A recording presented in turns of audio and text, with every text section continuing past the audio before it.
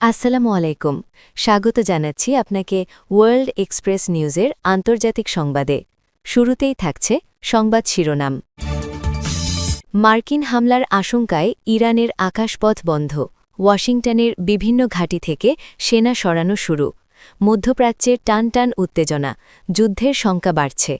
আন্তর্জাতিক মহলে উদ্বেগ, কূটনৈতিক তৎপরতা জোরদার, অনিশ্চয়তার মুখে পুরো অঞ্চল, নজর সবার পরিস্থিতির।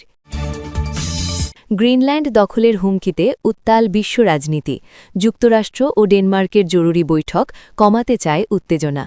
গঠিত হল যৌথ ওয়ার্ল্ড গ্রুপ, বাড়বে কৌশলগত সহযোগিতা, সংলাপ ও কূটনীতির পথে সমাধানের নতুন বার্তা। গাজায় যুদ্ধবিরতির দ্বিতীয় ধাপ ঘোষণা, নতুন আশায় বিশ্ব। ডোনাল্ড ট্রাম্পের ঘোষণায় মানবিক সাহায্যের প্রতিশ্রুতি, সংঘাত থামিয়ে শান্তির পথে এগোতে চায় যুক্তরাষ্ট্র। বন্দি মুক্তি ও পুনর্গঠনের পরিকল্পনায় গাজাবাসীর আশা, স্থায়ী শান্তির পথে বড় এক কূটনৈতিক পদক্ষেপ। রাশিয়ায় ইউক্রেনের ড্রোন হামলায় ৩ জন নিহত, অধিকাংশ ড্রোন ভূপাতিত করার দাবি মস্কোর। আকাশ প্রতিরক্ষায় সক্রিয় রাশিয়া, তীব্র উত্তেজনা। যুদ্ধের ভয়াবহতা আরও স্পষ্ট, আতঙ্কে সাধারণ মানুষ। ইরানের হামলায় কাঁপছে ইসরায়েল, পুরো দেশে জারি রেড অ্যালার্ট, সাইরেন ও বিস্ফোরণে আতঙ্কিত জনজীবন। আয়রন ডোম সক্রিয়, সীমান্তে সর্বোচ্চ সতর্কতা। মধ্যপ্রাচ্যে বড় যুদ্ধের আশঙ্কা আরও তীব্র। এতক্ষণ শুনছিলেন ওয়ার্ল্ড এক্সপ্রেস নিউজের আন্তর্জাতিক সংবাদ শিরোনাম। এখন বিস্তারিত।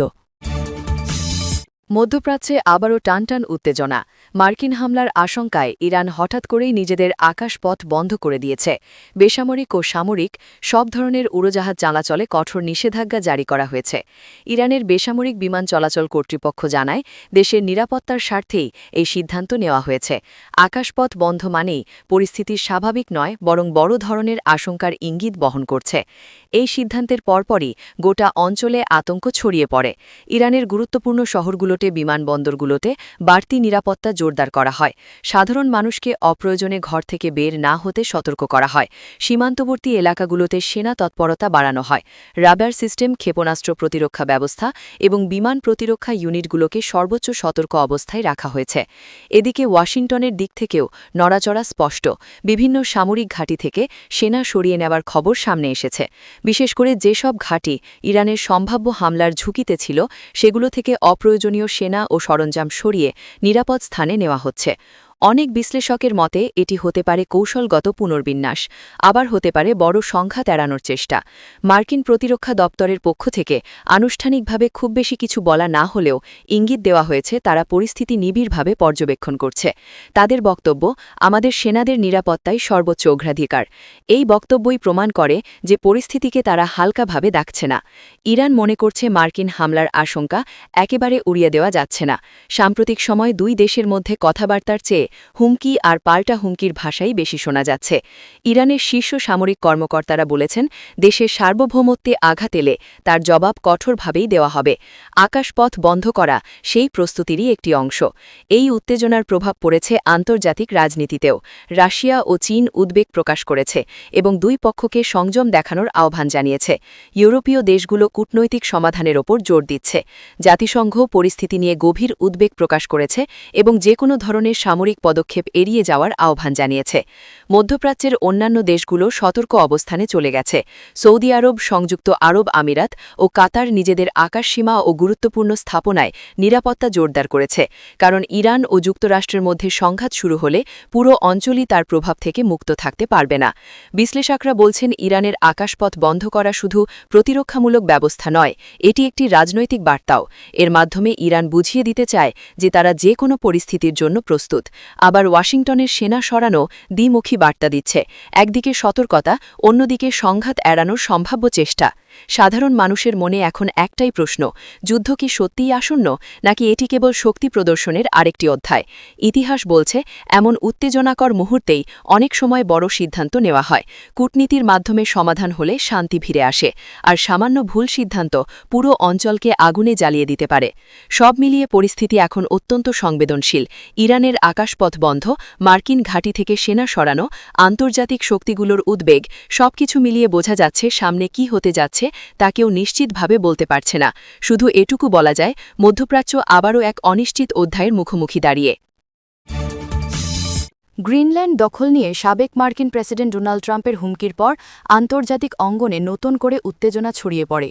বিশ্ব রাজনীতিতে আবারও আলোচনায় উঠে আসে গ্রিনল্যান্ডের কৌশলগত গুরুত্ব, প্রাকৃতিক সম্পদ এবং সামরিক অবস্থান। এই পরিস্থিতিতে যুক্তরাষ্ট্র ও ডেনমার্ক দ্রুত কূটনীতিক উদ্যোগ গ্রহণ করে এবং দুই দেশের মধ্যে একটি গুরুত্বপূর্ণ বৈঠক অনুষ্ঠিত হয়। বৈঠকের মূল লক্ষ্য ছিল উত্তেজনা কমানো, পারস্পরিক ভুল বোঝাবুঝি দূর করা এবং ভবিষ্যতে এমন সংকট এড়ানোর জন্য একটি কার্যকর কাঠামো তৈরি করা। গ্রিনল্যান্ড মূলত ডেনমার্কের স্বায়ত্তশাসিত অঞ্চল হলেও এর ভৌগোলিক অবস্থান যুক্তরাষ্ট্রের জন্য অত্যন্ত গুরুত্বপূর্ণ। আর্কটিক অঞ্চলে রাশিয়া ও চীনের প্রভাব বাড়তে থাকায় যুক্তরাষ্ট্র দীর্ঘদিন ধরেই এই এলাকাকে কৌশলগত নিরাপত্তার অংশ হিসাবে দেখছে। ট্রাম্পের সময়ে গ্রিনল্যান্ড কেনার প্রস্তাব দেওয়া হয়েছিল, যা তখনই আন্তর্জাতিকভাবে সমালোচিত হয়। এবার নতুন করে দখলের হুমকি আলোচনায় আসায় ডেনমার্ক এটিকে তাদের সার্বভৌমত্বের প্রতি সরাসরি চ্যালেঞ্জ হিসাবে দেখছে। এই প্রেক্ষাপটে যুক্তরাষ্ট্র ও ডেনমার্কের উচ্চ পর্যায়ের বৈঠকে উভয় দেশই উত্তেজনা প্রশমনের বার্তা দেয়। বৈঠকে সিদ্ধান্ত হয় একটি যৌথ ওয়ার্ল্ড গ্রুপ বা যৌথ কার্যকরী দল গঠনের। এই গ্রুপের মূল কাজ হবে গ্রিনল্যান্ড ও আর্কটিক অঞ্চল সম্পর্কিত রাজনৈতিক, সামরিক, অর্থনৈতিক এবং পরিবেশগত বিষয়গুলো নিয়ে সমন্বিতভাবে কাজ করা। এর মাধ্যমে ভবিষ্যতে কোনো একতরফা বক্তব্য বা সিদ্ধান্ত যেন আন্তর্জাতিক উত্তেজনার কারণ না হয় সেটাই নিশ্চিত করা হবে। যৌথ ওয়ার্ল্ড গ্রুপে থাকবে যুক্তরাষ্ট্র ও ডেনমার্কের কূটনীতিক, প্রতিরক্ষা বিশেষজ্ঞ, পরিবেশবিদ এবং অর্থনৈতিক বিশ্লেষকরা। তারা নিয়মিত বৈঠকের মাধ্যমে পরিস্থিতি মূল্যায়ন করবে এবং আর্কটিক অঞ্চলের নিরাপত্তা ও স্থিতিশীলতা বজায় রাখার জন্য সুপারিশ দেবে। একই সঙ্গে গ্রিনল্যান্ডের জনগণের স্বার্থ রক্ষার বিষয়টিও এই গ্রুপের অন্যতম অগ্রাধিকার হিসাবে নির্ধারণ করা হয়েছে। ডেনমার্কের পক্ষ থেকে স্পষ্টভাবে জানানো হয়, গ্রিনল্যান্ড কোনোভাবেই বিক্রির বস্তু নয় এবং এটি তাদের সার্বভৌম অংশ। তবে তারা যুক্তরাষ্ট্রের সঙ্গে বন্ধুত্বপূর্ণ সম্পর্ক বজায় রেখে কৌশলগত সহযোগিতা জোরদার করতে চায়। অন্যদিকে যুক্তরাষ্ট্র জানায়, তারা ডেনমার্কের সার্বভৌমত্বকে সম্মান করে এবং গ্রিনল্যান্ডকে কেন্দ্র করে কোনো ধরনের সামরিক বা রাজনৈতিক সংঘাত চায় না। এই বৈঠকের মাধ্যমে একটি গুরুত্বপূর্ণ বার্তা দেওয়া হয়েছে, বিশ্ব রাজনীতিতে শক্তির প্রদর্শনের বদলে কূটনীতিক সংলাপই এখন প্রধান পথ। ট্রাম্পের হুমকির পর যে উত্তেজনা তৈরি হয়েছিল, যৌথ ওয়ার্ল্ড গ্রুপ গঠনের সিদ্ধান্ত তা অনেকটাই প্রশমিত করেছে। আন্তর্জাতিক মহল এই উদ্যোগকে ইতিবাচকভাবে দেখছে, কারণ এতে আর্কটিক অঞ্চলে শান্ত ও স্থিতিশীলতা বজায় রাখার সম্ভাবনা তৈরি হয়েছে। বিশ্লেষকদের মতে এই যৌথ গ্রুপ ভবিষ্যতে শুধু গ্রিনল্যান্ড ইস্যুতেই নয়, বরং আর্কটিক অঞ্চলের সামগ্রিক নিরাপত্তা ও পরিবেশগত সুরক্ষার ক্ষেত্রেও গুরুত্বপূর্ণ ভূমিকা রাখবে। জলবায়ু পরিবর্তনের কারণে আর্কটিক অঞ্চলে বরফ গলছে, নতুন বাণিজ্য পথ খুলছে এবং প্রাকৃতিক সম্পদের প্রতি বিভিন্ন দেশের আগ্রহ বাড়ছে। ফলে এখানে আন্তর্জাতিক সহযোগিতা ছাড়া টেকসই শান্তি বজায় রাখা কঠিন। সব মিলিয়ে বলা যায়, গ্রিনল্যান্ড দখলের হুমকি থেকে যে উত্তেজনার জন্ম হয়েছিল, যুক্তরাষ্ট্র ও ডেনমার্কের এই বৈঠক এবং যৌথ ওয়ার্ল্ড গ্রুপ গঠনের সিদ্ধান্ত তা কূটনীতিক সমাধানের পথে নিয়ে এসেছে। এটি প্রমাণ করে বিশ্ব রাজনীতিতে শক্তির ভাষার চেয়ে সংলাপ ও সহযোগিতাই শেষ পর্যন্ত সবচেয়ে কার্যকর পথ।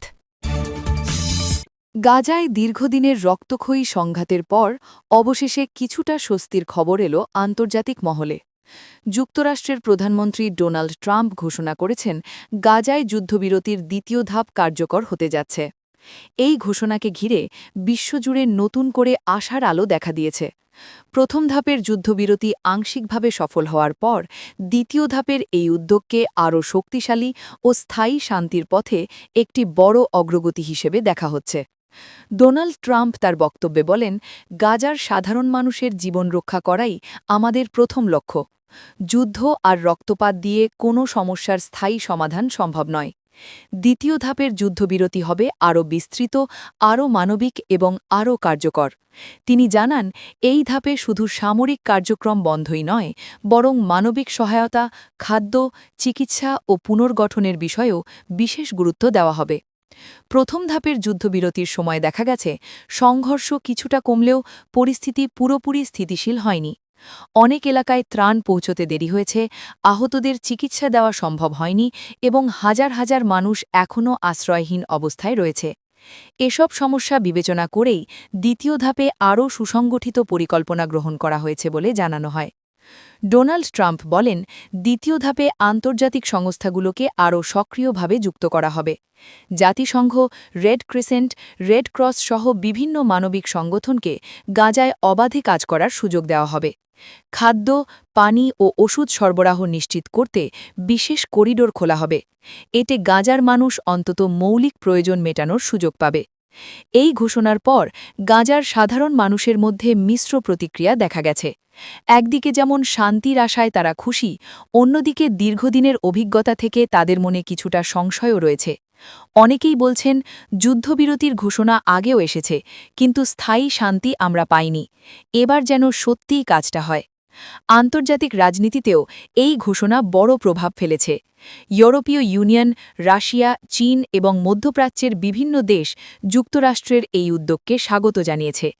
তারা বলেছে, গাজার সংকট শুধু একটি অঞ্চলের সমস্যা নয়, এটি পুরো বিশ্বের মানবিক বাধ্যবদ্ধতার বিষয়।